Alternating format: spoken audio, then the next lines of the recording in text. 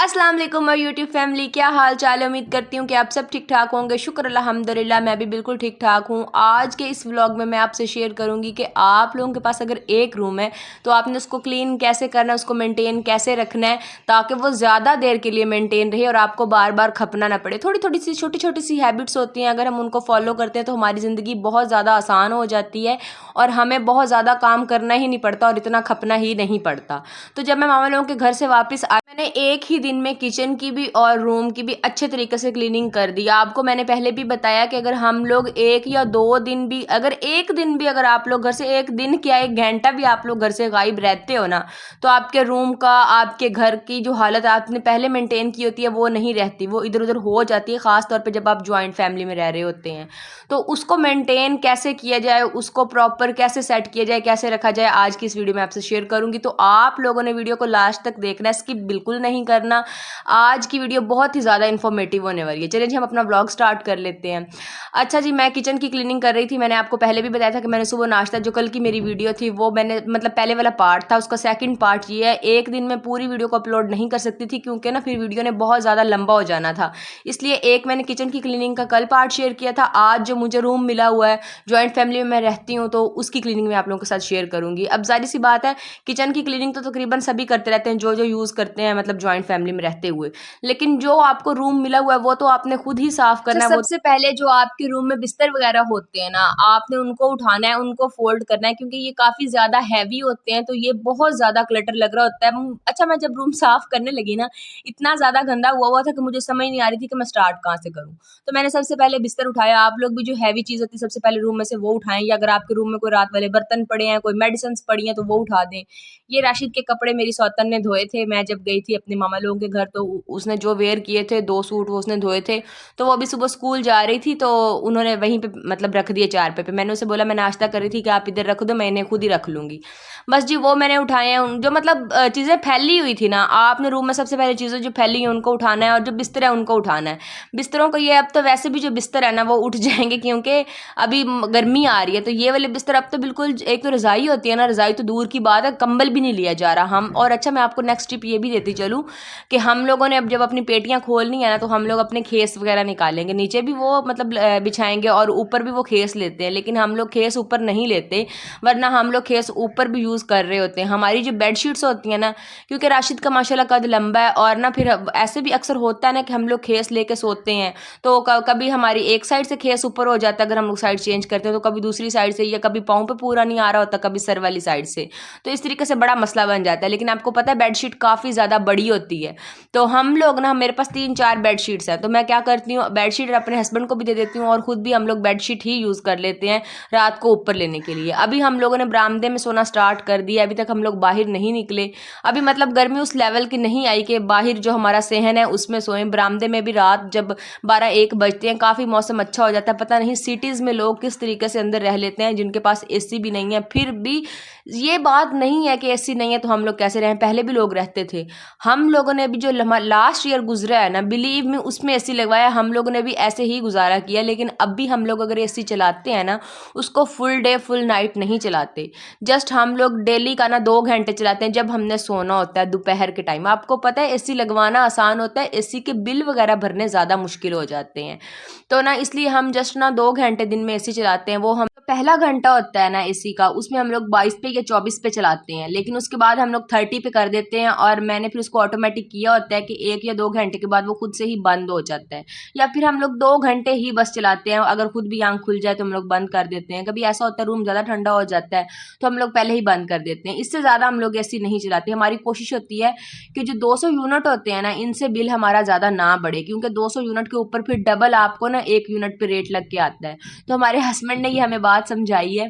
ये नहीं है कि किसी चीज़ की कमी है, अल्लाह पाक का शुक्र है, हमारे हस्बैंड बहुत कोऑपरेटिव है, उनसे जितना हो सकता है हमारा करते हैं। हमारी एक किस्म की 2 फैमिली है, मेरी सौतन की भी, उनकी बेटियां भी, वो भी माशाल्लाह से बड़ी हैं, पढ़ने वाली हैं, स्कूल जाती हैं। मेरी जो सौतन है वो भी टीचिंग करती है, तो उनका पेट्रोल वगैरह के एक्सपेंसेस, उनके खाने के, कपड़ों के, एक फैमिली को संभालना मुश्किल होता है। तो हमारी माशाल्लाह से 2 फैमिलियाँ, फिर अरहम को देखना मुझे, फिर हमारी छोटी छोटी ख्वाहिशात को देखना, कोई बीमार हो गया घर में, फिर हमारा एक चीज़ और बड़ी है, गाँव में इस तरह होता है ना कि लोग मिलने आपको आते जाते रहते हैं, तो ये लेन देन बहुत ज़्यादा होता है। कोई भी फ़र्ज़ करें हमसे मिलने आ गया है ना, तो हम उसको 500, 200, 300 इतना तो मस्ट देते ही देते हैं, दे के भेजते हैं अगर छोटी बच्ची या बच्चा कोई अगर साथ में हो तो। उसके अलावा आपके घर में कोई आ जाए तो आप उसको खाली हाथ ऐसे तो नहीं भेज देते, उसको बोतल, चाय इस तरह की चीज़ देते हैं हम लोग, इसलिए डेली दूध भी रखते हैं। अब गर्मियाँ आ गई हैं, अब तो खैर बोतल होगी, तो बोतल तो वैसे भी हमारी गर्मियों में होती ही होती है, क्योंकि डेली हम रात को दूध सोडा पीते हैं, तो वो हमारी रूम में पड़ी ही पड़ी होती है। अच्छा, हम साथ में अब क्लीनिंग की बात भी कर लेते हैं। अच्छा, मैंने सारा बेड सेट कर लिया है, बिस्तर वगैरह उठा दिए हैं, जो चारपाई थी उसको भी सेट कर लिया, उसकी चादरें वगैरह बिछा दी हैं। ये चादर, अच्छा एक चीज़ और आपको बताऊँ, गर्मियों की चादरें और होती हैं, सर्दियों की चादरें और होती हैं। जब सर्दियाँ आई थी तब भी ये मैंने बात आपसे शेयर की थी, अब गर्मियाँ आ रही हैं तो तब भी आपसे शेयर कर रही हूँ। जो सर्दियों की चादरें होती हैं वो थोड़ी-सी मोटी और हैवी होती हैं। जैसे अक्सर जिनके साथ तकिए भी बने बनाए मिलते हैं और फिर उनके कुशन्स के भी तकिए होते हैं, इस तरीके से मोटी होती हैं थोड़ी, वो वाली यूज़ हो रही होती है सर्दियों में।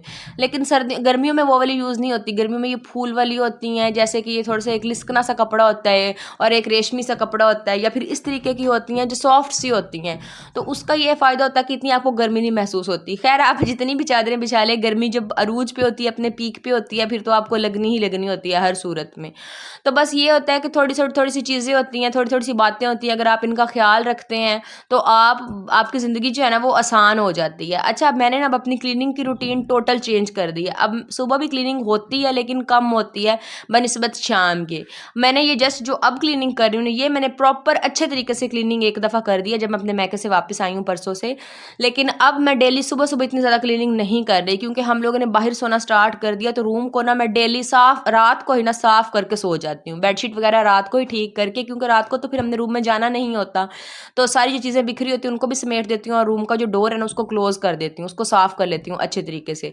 तो सुबह जस्ट मैं उठती हूँ, झाड़ू लगाती हूँ और रूम में तपड़ी लगा देती हूँ बस, और थोड़ी सी डस्टिंग कर देती हूँ, क्योंकि सारी रात रूम का जो डोर है वो क्लोज होता है, तो इतनी ज़्यादा मट्टी वगैरह भी नहीं जाती।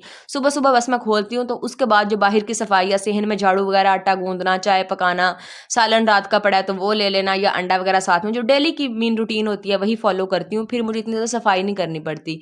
तो एक आपको इस चीज़ का फ़ायदा बताऊँ, एक तो शाम को आप फ्री होते हैं खाना वगैरह खा के, आपको टेंशन नहीं होती, आप जल्दी से फटाफट से रूम को साफ़ कर देते हैं।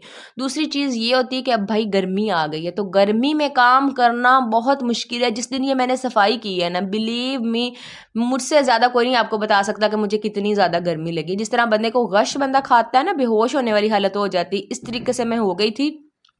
लेकिन अब सफाई तो करनी थी, मैंने बेड के नीचे से भी अच्छे तरीके से सफाई की, ड्रॉर्स को भी अच्छे से साफ़ कर दिया, डस्टिंग भी मैंने गीले सूखे कपड़े से अच्छे तरीके से साफ़ की। आपको मैंने हर वीडियो में तकरीबन बताया हुआ है कि मोपिंग और डस्टिंग ये 2 गेम चेंजर हैं। अगर आप मोपिंग अच्छी करती हैं, डेली करती हैं, सर्दियों में तो चलो हम लोग गैप से मोपिंग कर रहे होते हैं, लेकिन गर्मियों में अगर आपके रूम में क्लीन वगैरह नहीं है तो आप धोते रहें। अगर 1 से 2 मतलब हफ्ते में 1 दफ़ा तो लाज़मी धो दें। अगर नहीं धो सकते तो मोपिंग तो डेली के डेली करें। आप लोग बैठ के नहीं कर सकते तो बाज़ार से 200-300 के मुश्किल से या 250 के मिल जाते हैं मोपिंग वाले जो होते हैं आलात ज़रात, वो आप लेके उनसे मोपिंग कर सकते हैं। वो खड़े होके आप आराम से मोपिंग कर सकते हैं, कोई मुश्किल नहीं होगी, और आपका ना रूम भी चमकने लगेगा, नीट एंड क्लीन लगेगा। तो आप लोग इस चीज़ को फॉलो ज़रूर करें। तो आप लोग बाहर सोना शुरू कर दिए, आप लोगों का भी बरामदा ऐसे है ना, तो शाम को ही रूम को साफ़ कर लिया करें और सुबह जल्दी उठ के सुबह फटाफट से थोड़ा-थोड़ा रूम को साफ़ कर दिया करें। लेकिन अगर आप बाहर नहीं भी सो रही तो एक चीज़ और है, आप उसको फॉलो कर सकती हैं। आप सुबह जल्दी उठने की रूटीन अपनाएँ। बिलीव मी, आपको गर्मी भी नहीं फ़ील होगी और आपके काम इतनी सुबह-सुबह हो जाएँगे ना कि आपको पता ही नहीं चलेगा। अच्छा जी, मेरी फाइनल सफाई हो गई थी, तो हमारे घर गेस्ट आए हुए थे, मैं अपनी हर वीडियो में आपसे शेयर कर रही हूँ। तो मैं खुद भी तैयार हो गई थी, मैंने नहा लिया था, कपड़े चेंज कर लिए थे। ये मेरी मामा ने मुझे सूट दिया था, उनका सूट था, तो ये मुझे भी अब पूरा आ गया था। माशाल्लाह पहले से मैं काफ़ी हेल्दी हो गई हूँ। इतनी ज़्यादा भी ओवर हेल्दी नहीं हुई हूँ, लेकिन ठीक है, जो हेल्दी वाली हेल्दी हूँ ना वो हो गई। ये मुझे खुद को भी बहुत अच्छा लगता है इतना हेल्दी होना। अच्छा जी, मिलते हैं नेक्स्ट वीडियो में, तब तक के लिए अपना बहुत सारा ख्याल रखिएगा जी, दुआओं में याद रखिएगा। चैनल पर नए तो इसको सब्सक्राइब ज़रूर करें। अल्लाह हाफ़िज़।